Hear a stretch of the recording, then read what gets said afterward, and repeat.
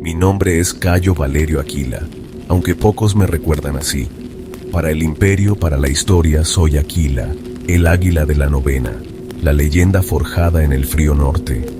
Pero toda leyenda tiene un comienzo, y el mío no fue entre mármoles y laureles, sino en el barro y el sudor de una pequeña granja en la Etruria profunda. El sol allí quemaba distinto, más humilde, menos arrogante que el de Roma. Mi padre era un labrador. Sus manos callosas conocían la tierra, no la espada. Mi madre. Ella cantaba viejas canciones mientras tejía, historias de dioses y héroes que me parecían tan lejanas como la luna. Yo era un muchacho flaco, más rápido corriendo tras las cabras que levantando un escudo. Soñaba con el olor a pan recién hecho, no con el metálico de la sangre. Pero el destino, o quizás los impuestos del emperador, tejieron otro camino. Teníamos poco, y ese poco fue reclamado.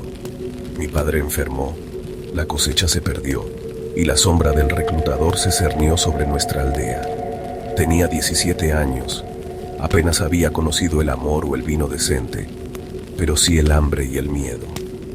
Vi la mirada del reclutador, fría, calculadora. No buscaba héroes, buscaba cuerpos jóvenes para llenar las filas menguantes en las fronteras lejanas. Ofrecieron unas pocas monedas, la promesa de gloria, una mentira envuelta en bronce, y la amenaza velada si me negaba. Miré a mi madre, sus ojos llenos de una angustia silenciosa. Por ella, por el recuerdo de mi padre, asentí. Cambié mi túnica de lino por la áspera lana del legionario. El adiós fue breve, un nudo en la garganta que tardó semanas en deshacerse. El entrenamiento en Capua fue brutal. No era la fuerza física lo más duro, sino la deshumanización. Éramos números, ganado para la guerra. El centurión, un veterano curtido llamado Septimus, parecía disfrutar quebrando nuestro espíritu antes que nuestros huesos. Nos enseñaron a marchar, a obedecer, a matar. El gladius pesaba 1 tonelada en mi mano inexperta. Cada día era una prueba de resistencia. Cada noche un colapso exhausto sobre una estera dura. Recuerdo el olor a sudor rancio, a miedo y a disciplina impuesta a golpes. Muchos desertaron, otros simplemente se quebraron. Yo apretaba los dientes, imaginando el rostro de mi madre, el campo que dejé atrás. Esa imagen me mantuvo en pie. Un día, durante una marcha forzada bajo un sol implacable, Septimus me vio flaquear. Mis piernas temblaban. La cantimplora vacía golpeaba mi cadera como un péndulo burlón. Se detuvo frente a mí, su rostro una máscara de cuero curtido y desprecio. ¿Cansado, recluta de granja?, gruñó, su aliento oliendo a vino agrio. ¿Crees que los pictos te ofrecerán un cojín para descansar? Esperaba el golpe, el castigo humillante frente a mis compañeros, pero él solo sonrió, una mueca torcida. «Corre», ordenó, «corre hasta aquella roca y vuelve. Y si no lo haces antes de que cuente hasta 100, dormirás esta noche, si es que despiertas».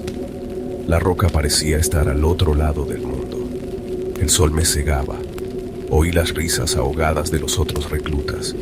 Algo dentro de mí, una mezcla de orgullo herido y pura desesperación, se encendió. Pensé en mi madre, en la injusticia de todo aquello. Corrí como si los lobos me persiguieran, como si corriera hacia mi hogar y no hacia una piedra estúpida. El aire quemaba mis pulmones, mis músculos gritaban. Oía la cuenta de Septimus a mi espalda, lenta, sádica. Toqué la roca áspera y giré. La vuelta fue peor. Cada paso era una agonía. Caí una vez, el sabor de la tierra en mi boca. Me levanté. Vi la figura de Septimus, imponente. 99, resonó su voz.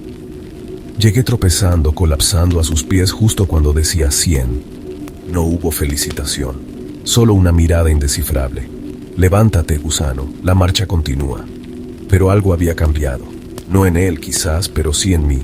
Había tocado fondo y había vuelto.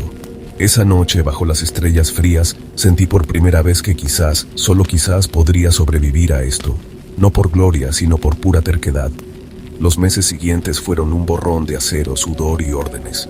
Aprendí a manejar el pilum, a formar en tortuga, a obedecer sin pensar.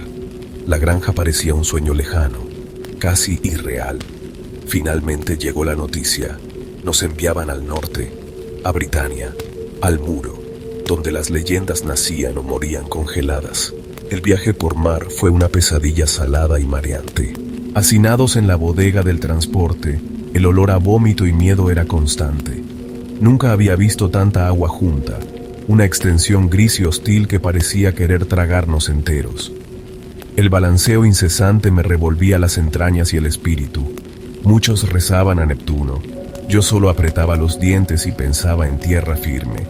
Cuando por fin desembarcamos en Londinium, el aire era frío y húmedo, muy diferente al sol seco de mi tierra. La ciudad era un hervidero bullicioso, pero nuestro paso por ella fue fugaz. La verdadera prueba comenzaba ahora. La larga marcha hacia el norte, hacia el muro de Adriano. Britania era verde, sí, pero de un verde oscuro, antiguo, casi amenazador. Los bosques eran densos, silenciosos, y sentías que ojos invisibles te observaban desde la espesura. Llovía constantemente, un agua fina y helada que se te calaba hasta los huesos y convertía los caminos en lodazales. El frío era un enemigo más, constante, implacable. Dormíamos poco, comíamos mal gachas insípidas y pan duro, y marchábamos sin descanso. Septimus nos empujaba sin piedad. El frío curte el acero y el espíritu, decía. Aquí no hay lugar para débiles. Vi hombres enfermar, vi la desesperanza en sus ojos. Algunos hablaban en susurros de los pintados, los salvajes del norte que atacaban como fantasmas y desaparecían en la niebla. El miedo era palpable, un compañero más en la formación. Y entonces, un día, tras semanas de marcha agotadora, lo vimos. El muro. Se extendía de horizonte a horizonte, una serpiente de piedra gris serpenteando sobre colinas y valles. Era imponente, una cicatriz en la tierra, una declaración de poder y de miedo. Sentí una mezcla de asombro y pavor. Era la frontera del mundo conocido. Más allá, solo había barbarie, niebla y muerte, o eso nos decían. Nuestro destino era uno de los fuertes adosados al muro, Vindolanda. La disciplina allí era férrea. El aire olía a humo de turba, a metal frío y a una vigilancia constante. Los veteranos nos miraban con una mezcla de lástima y dureza. Sabían lo que nos esperaba. Aún no había visto a ningún picto, pero su presencia se sentía en el viento helado, en las miradas tensas de los centinelas, en las historias que se contaban en voz baja junto al fuego por la noche. Historias de emboscadas, de torturas, de guerreros que aparecían y desaparecían como la bruma que a menudo envolvía el paisaje. Mi primera guardia en lo alto del muro fue aterradora. La noche en el norte era diferente a cualquier cosa que hubiera conocido. Era una oscuridad profunda, casi sólida, que parecía tragarse la luz de las antorchas del fuerte. El viento aullaba sobre las almenas, un lamento helado que cortaba la respiración y hacía castañetear los dientes dentro del casco.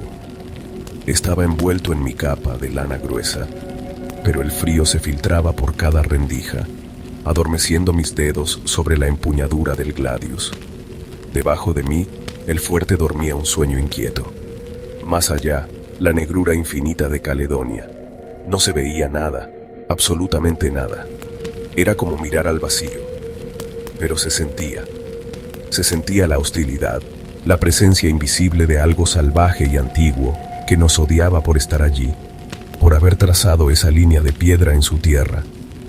Mis oídos se aguzaron hasta el dolor, intentando captar cualquier sonido fuera de lo común.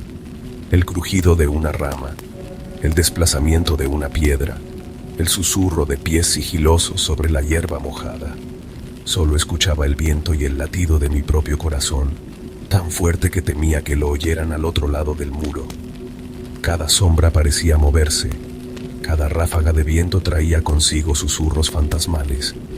Recordé las historias de los veteranos, pictos cubiertos de pinturas azules que surgían de la nada, rápidos y letales como víboras. ¿Estarían ahí fuera, observándome ahora mismo, esperando un descuido? La tensión era una cuerda tensa en mi estómago. Mi mano sudaba dentro del guantelete. Un veterano curtido llamado Druso pasó a mi lado en su ronda, su rostro apenas visible bajo el casco. Los ojos abiertos, muchacho, masculló, y no confíes en el silencio. Es cuando más peligrosos son. Asentí, incapaz de articular palabra. Pasaron las horas, lentas como el goteo del agua helada.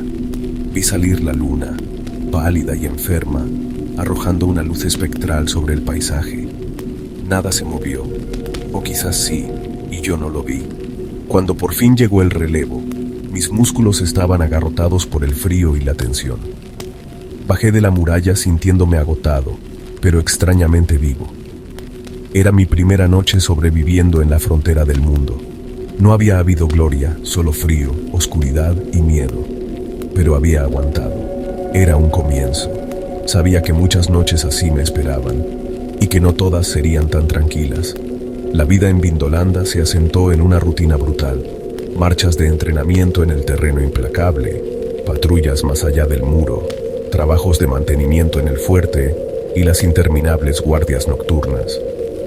El frío y la humedad eran compañeros constantes, la comida monótona, la camaradería forjada a base de compartir penurias y miedo. Aprendí a leer el paisaje, a distinguir el sonido del viento del de pasos furtivos, a sentir la tensión en el aire antes de una tormenta o de un ataque. Vi hombres consumirse por la nostalgia, por la enfermedad o por la simple desesperanza de estar tan lejos de casa, en un lugar tan hostil.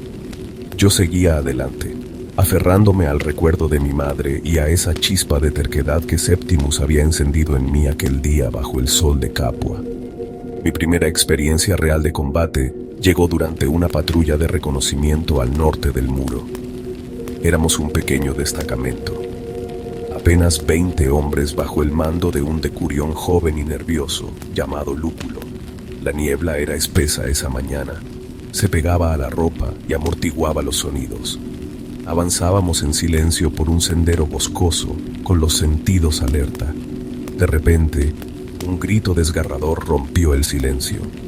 Una flecha, corta y cruel, se había clavado en el cuello de Varo, el hombre que marchaba a mi lado. Cayó con un gorgoteo ahogado, sus ojos abiertos por la sorpresa y el dolor. Antes de que pudiéramos reaccionar, figuras pintadas de azul y empuñando hachas y espadas cortas surgieron de la niebla como demonios. El caos estalló. Gritos, el choque del acero, el olor metálico de la sangre fresca. El pánico me atenazó por un instante, frío y paralizante. Vi al decurión Lúculo intentar dar órdenes, pero su voz temblaba. Los pictos eran rápidos, feroces, moviéndose entre nosotros como sombras. Vi caer a otro compañero, luego a otro. Septimus nos había entrenado para formar un muro de escudos, pero en la confusión del bosque y la niebla, la disciplina se rompió.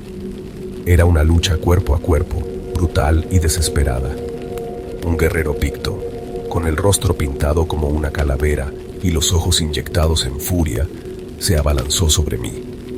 Su hacha silbó cerca de mi cabeza. Reaccioné por puro instinto. Levanté el escudo, desviando el golpe con un impacto que me hizo vibrar el brazo. Desenvainé el gladius. El entrenamiento se hizo cargo. Un paso adelante, un empujón con el escudo para desequilibrarlo y una estocada rápida y corta al abdomen. El picto me miró con sorpresa antes de derrumbarse.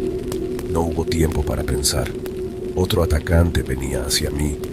Otro guerrero picto, más corpulento, blandiendo una espada larga y mellada. Esquivé su primer mandoble, que arrancó astillas del tronco de un árbol cercano.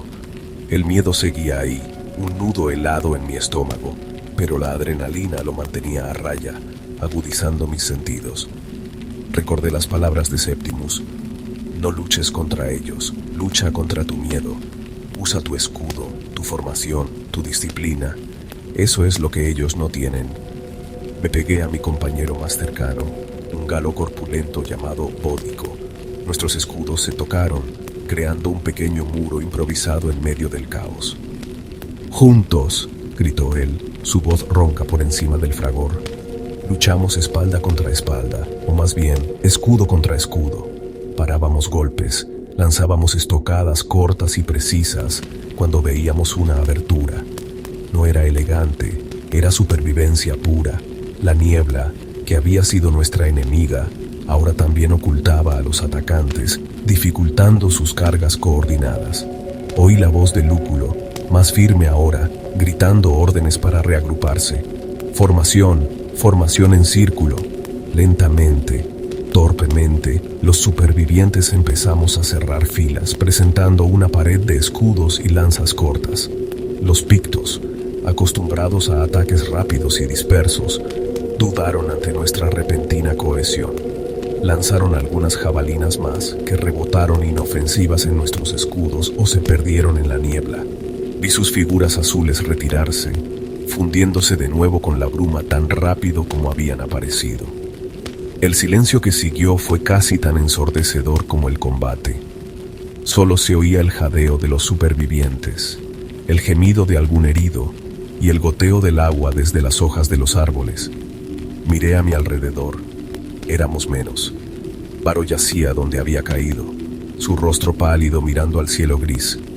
Otros 3 compañeros estaban muertos y varios más heridos. Me miré las manos. Estaban manchadas de sangre. No sabía si mía o del enemigo. Mi Gladius también. Lo había hecho. Había matado. No sentí orgullo, ni siquiera alivio. Solo un vacío helado y un cansancio profundo, como si hubiera envejecido años en unos pocos minutos. Bódico me dio una palmada en el hombro. Bien hecho, muchacho de granja, dijo con una mueca que intentaba hacer una sonrisa. Había sobrevivido a mi bautismo de sangre, pero el sabor que dejó en mi boca fue amargo, como la misma niebla que ahora empezaba a levantarse, revelando el brutal coste de nuestra supervivencia. El regreso a Vindolanda fue sombrío. Cargamos a nuestros heridos y envolvimos a nuestros muertos en sus capas. La niebla se había disipado, dejando al descubierto un paisaje indiferente a nuestra tragedia. Lúculo, el decurión, estaba pálido pero mantuvo la compostura, organizando la retirada con una eficiencia nacida del shock.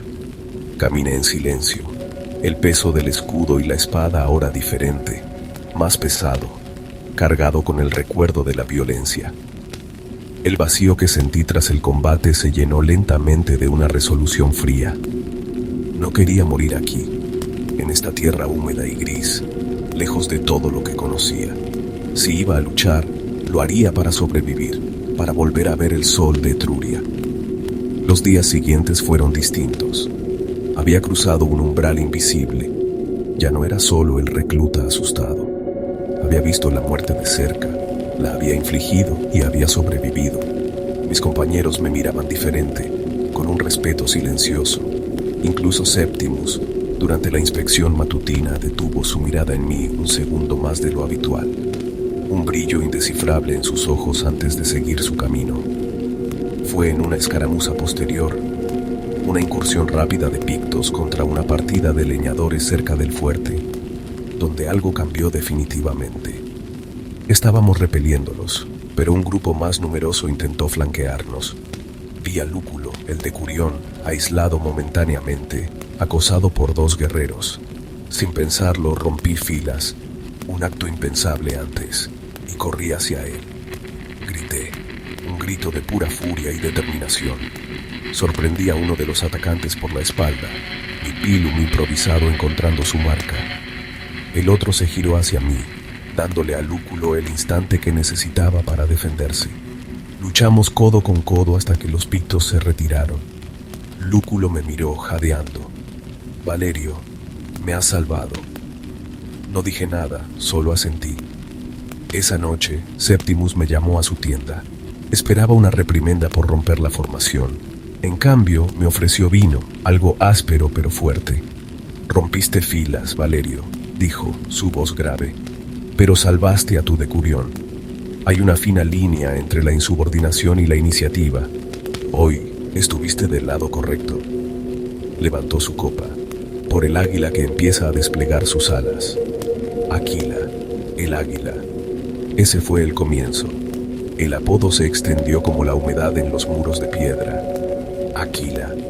Al principio me sonaba extraño, ajeno. Yo seguía siendo Cayo Valerio, el hijo del labrador etrusco, pero en la frontera, los nombres de cuna a menudo se pierden, reemplazados por aquellos ganados en el barro y la sangre. Los compañeros empezaron a llamarme así, primero con curiosidad, luego con un respeto creciente. Aquila, el que reaccionó rápido. Aquila, el que no dudó. No me convertí en un héroe de la noche a la mañana. La vida seguía siendo dura, el peligro constante. Pero algo había cambiado en mi interior. Ya no solo luchaba por sobrevivir, luchaba con un propósito. Proteger a mis compañeros, cumplir mi deber, ganarme el derecho a llevar ese nombre que Septimus me había dado casi como un desafío. Hubo más patrullas, más emboscadas, más noches heladas en la muralla. Aprendí a leer la tierra como antes leía el cielo en la granja, una rama rota, huellas apenas visibles en el barro, el silencio antinatural de los pájaros. Eran el lenguaje de la frontera, y aprenderlo era la clave para seguir respirando. Mi reputación creció no por actos de temeridad individual, sino por mi calma bajo presión y mi habilidad para anticipar el peligro. Una tarde, durante una patrulla más allá de un recodo del río Tyne, noté algo extraño. Pisadas recientes, demasiadas para una simple partida de caza, y no eran romanas. Iban hacia un paso estrecho entre unas colinas, el lugar perfecto para una emboscada a la columna principal que nos seguía a cierta distancia. Alerté a Lúculo. Algunos veteranos se mostraron escépticos. Probablemente solo cazadores, Aquila, dijo uno. Pero Lúculo, recordando el incidente anterior, confió en mi instinto. Enviamos exploradores por una ruta alternativa y confirmamos mis sospechas. Un nutrido grupo de guerreros britanos esperaba oculto. Evitamos la trampa. No hubo batalla gloriosa ese día, no hubo sangre derramada, pero salvamos muchas vidas gracias a la observación. Septimus, al recibir el informe, solo asintió lentamente. Ver con los ojos del águila, Valerio. Eso es más valioso que 100 espadas ciegas. A partir de entonces, mi opinión empezó a ser escuchada en las reuniones de estrategia de la corte. El muchacho de granja se estaba convirtiendo, paso a paso, batalla silenciosa a batalla silenciosa, en el soldado que el destino, o Septimus, había visto en mí. Los años pasaron como las estaciones en el muro. Inviernos brutales que congelaban el alma. Primaveras tímidas que traían consigo el deshielo y la amenaza renovada de incursiones. Veranos cortos y húmedos. Otoños melancólicos que teñían de óxido el paisaje. Ascendí en rango, de simple legionario a optio, ayudando a los centuriones, instruyendo a los nuevos reclutas que llegaban con el mismo miedo en los ojos que yo había tenido. Septimus envejecía, sus cicatrices se marcaban más, pero su mirada seguía siendo tan afilada como el acero de su gladius. Se convirtió en una especie de mentor rudo, enseñándome no solo a luchar, sino a liderar, a entender la psicología del soldado, la importancia de la moral y la logística tanto como la de la táctica. Fue durante la defensa del fuerte contra un asalto coordinado, el más grande que habíamos enfrentado, donde mi leyenda realmente se cimentó. Los pictos y sus aliados britanos atacaron con furia, usando escalas y arietes improvisados. Rompieron una sección de la empalizada norte. El pánico empezó a cundir. Vi a los hombres vacilar. Septimus estaba en otro sector, conteniendo un ariete. Lúculo había caído herido. En ese momento crítico, sentí el peso de todas las miradas sobre mí. Tomé el estandarte de la cohorte, un pequeño vexillum que siempre llevábamos. Subí a la pasarela dañada, en medio de una lluvia de flechas y piedras. «Romanos», grité, mi voz resonando con una fuerza que no sabía que poseía. «Este es nuestro muro, esta es nuestra águila, no pasarán, conmigo». Cargué hacia la brecha, no como un loco, sino como un punto de reunión. Los hombres, inspirados por el estandarte, por la desesperación, o quizás por mi propia temeridad calculada, me siguieron. Cerramos la brecha, luchando con la ferocidad de quienes defienden su último reducto. Rechazamos el asalto. Cuando el polvo se asentó, Septimus se acercó, su rostro cubierto de hollín y sangre. Puso una mano en mi hombro. «Aquila», dijo simplemente, pero en su voz había un orgullo que nunca antes había escuchado. Desde ese día, ya no era solo Aquila, el soldado competente. Era Aquila, el águila de la novena, el que sostuvo la línea. El muchacho de granja había muerto hacía mucho tiempo en el barro de Britania.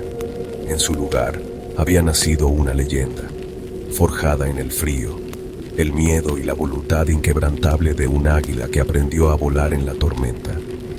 Mi viaje apenas comenzaba, pero mi nombre ya empezaba a susurrarse en Roma. La victoria tuvo un sabor agridulce. Celebramos la defensa del fuerte, pero lloramos a los caídos. La vida en el muro nos había enseñado que cada triunfo se pagaba con cicatrices, visibles e invisibles. Mi nombre, Aquila, ya no era un simple apodo. Se había convertido en un símbolo para los hombres de la novena cohorte aquí, en Vindolanda. Los reclutas me miraban con una mezcla de admiración y temor. Los veteranos me trataban como a un igual, a veces incluso buscando mi consejo en patrullas o guardias. Lúculo, ya recuperado de su herida, me mostraba una deferencia que me incomodaba. Septimus. Él seguía siendo Septimus, duro e implacable, pero ahora había un matiz diferente en su trato. Ya no era solo el recluta al que había que endurecer, sino una herramienta afilada que él mismo había ayudado a forjar. Me asignó tareas de mayor responsabilidad. Liderar patrullas de largo alcance en territorio hostil, supervisar el entrenamiento de los nuevos optios, incluso representar a la cohorte en reuniones con oficiales de otros fuertes a lo largo del muro. Ser una leyenda, descubrí, era una carga tanto como un honor. Se esperaba que fuera infalible, valiente en todo momento, sabio más allá de mis años. Cualquier error, cualquier muestra de debilidad, se magnificaba. A veces, en la soledad de la noche, mirando la extensión oscura más allá del muro, sentía el peso de esas expectativas. Seguía siendo Cayo Valerio por dentro, el muchacho que añoraba el olor del pan de su madre, pero tenía que ser Aquila para el mundo, para mis hombres. Un día llegó un mensajero de Eboracum, el cuartel general de la Legión.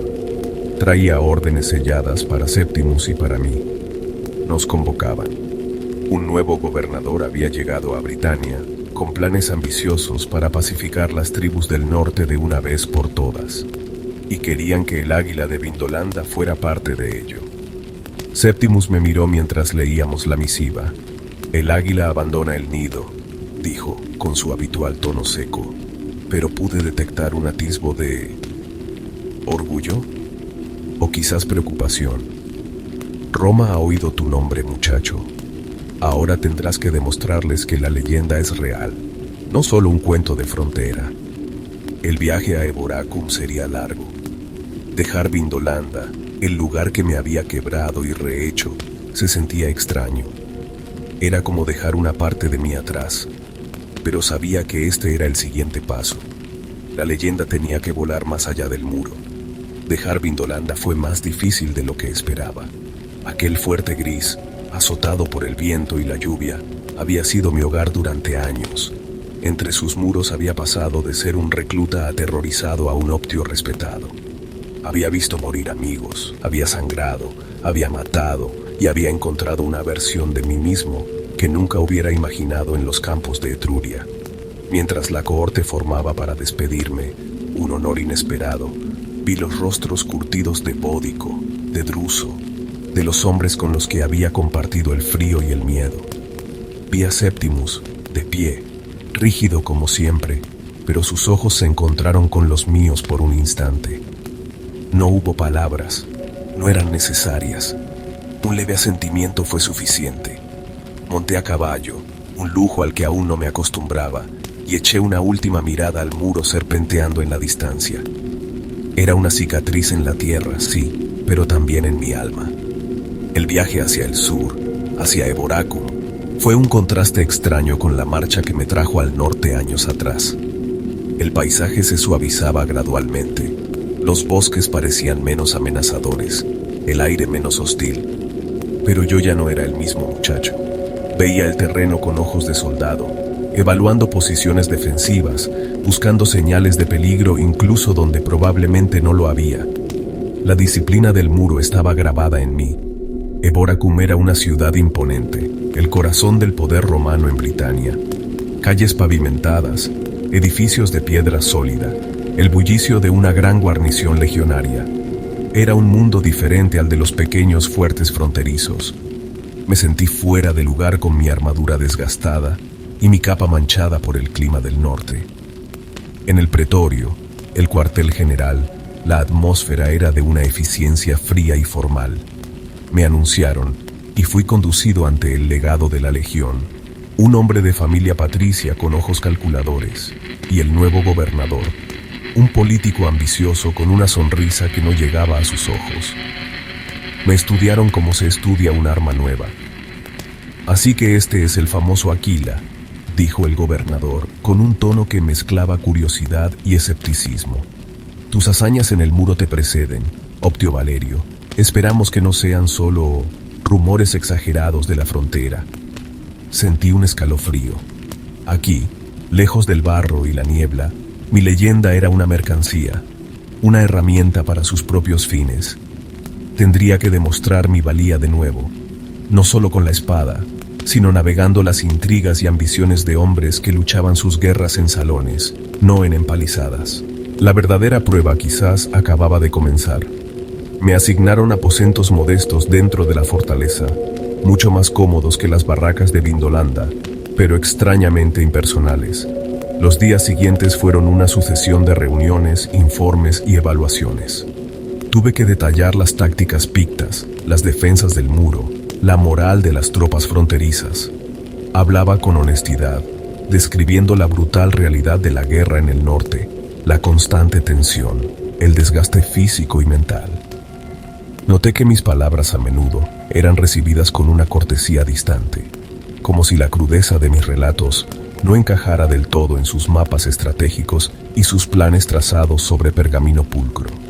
El legado, un hombre llamado Flavio Metelo, era un estratega competente, pero parecía ver la guerra como un problema matemático, una cuestión de números y logística.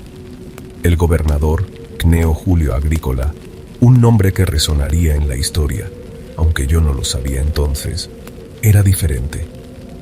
Me observaba intensamente mientras hablaba, haciendo preguntas incisivas, no solo sobre tácticas, sino sobre el terreno, el clima, incluso sobre las creencias y divisiones entre las tribus del norte. Parecía entender que la guerra no se ganaba solo con legiones, sino con conocimiento y a veces con audacia. Una tarde, Agrícola me convocó a sus aposentos privados. El aire olía a cera de sellar y vino caro. Me ofreció una copa que acepté con cautela.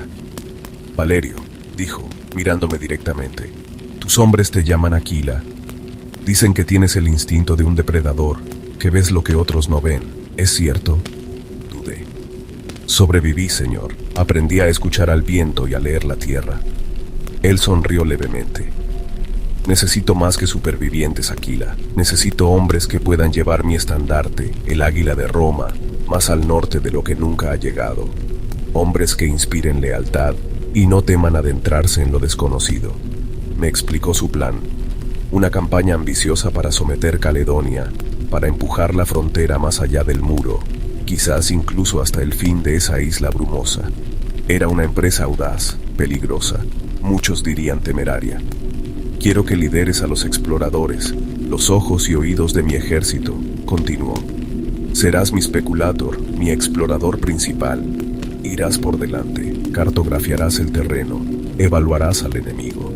Es un puesto de gran riesgo, pero también de gran confianza.